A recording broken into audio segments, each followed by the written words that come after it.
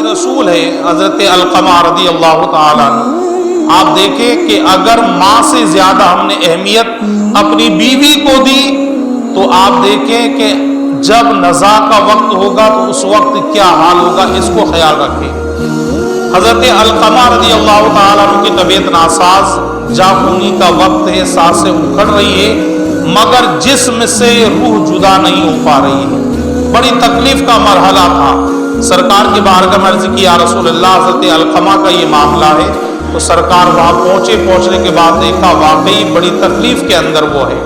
سرکار نے فرمایا کہ ان کی والدہ حیات ہے؟ عرض کیا یا رسول اللہ ان کی والدہ حیات ہے۔ سرکار نے فرمایا ان کی والدہ کو بلاؤ۔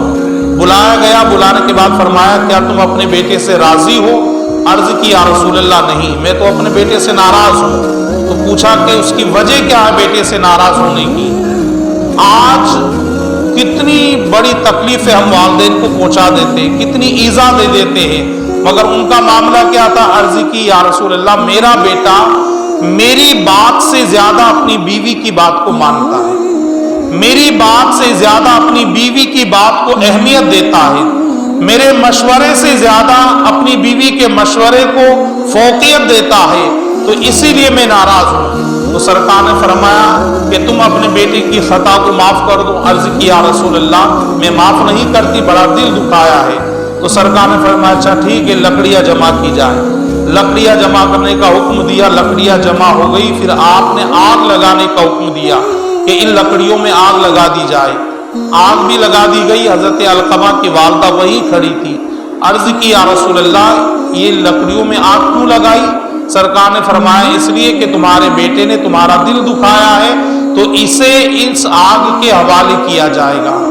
تو اب ماں کہ جو اپنے بیٹے کی ایک ٹھوکر برداشت نہیں کرتی، اپنے بیٹے کا رونا برداشت نہیں کرتی، اپنے بیٹے کے ذرا سا انگلی پر چیرا لگ جائے یہ برداشت نہیں کرتی، تو وہ ماں کیسے برداشت کرتی کہ اس کا بیٹا آگ کے حوالے کیا جائے، اس کے بیٹے کو آگ میں جلایا جائے؟ عرض کرنے لگی یا رسول اللہ میں اپنے بیٹے کی خطا کو معاف کر دوں؟ سرکار نے فرمایا معاف کر دوں۔ تو عرض کی یا رسول اللہ میں نے معاف کر دیا۔ پھر سرکار نے فرمایا کہ اگر تم معاف نہیں کرتی تو اللہ تبارک و تعالی اس سے بھی سخت آگ کہ جو جہنم کی آگ ہے، یہ دنیاوی آگ کو 70 مرتبہ ٹھنڈی کرنے کے بعد بھیجا گیا ہے، اس سے بھی سخت آگ ہے، اس آگ کے حوالے تمہارے بیٹے کو کیا جاتا۔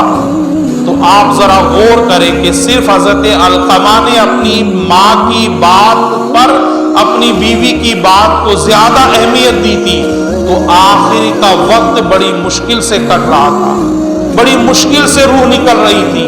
تو جو بندہ اپنی بیوی کو اپنی ماں سے زیادہ اہمیت دے گا، مرتے دم اسے اس حادثے سے گزرنا پڑے گا، اس کے ساتھ یہی ہوگا کہ اس کی روح اس کے جسم سے آسانی کے ساتھ نہیں نکلے گی، کہ جب تک وہ اپنی ماں کو اپنی بیوی سے زیادہ اہمیت نہیں دے گا۔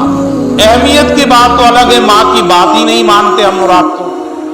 اہمیت تو یہ ہوتا ہے کہ 19-20 یعنی 20 بیوی کی بات کو رکھا، 19 ماں کی بات کو رکھا، یہ تو اہمیت دینا ہوتا۔ ہم تو بالکل سرے سے ہی ماں کی بات کو نکار دیتے ہیں، ماں کی بات کو مانتے ہی نہیں، ماں کچھ بھی کہتی رہے ہم سنتے نہیں، ہاں سنتے ہیں تو صرف اپنی بیوی کی بات کو سنتے ہیں، یہ ہمارا حال ہے۔ تو ذرا غور کریں کہ مرتے وقت ہمارا کیا حال ہوگا، مرتے وقت ہمارا کیا بنے گا، اس لیے کہ ماں کی ناراضگی جہنم میں لے جا سکتی ہے اور ماں کی رضا جنت کے اندر لے جائے گی۔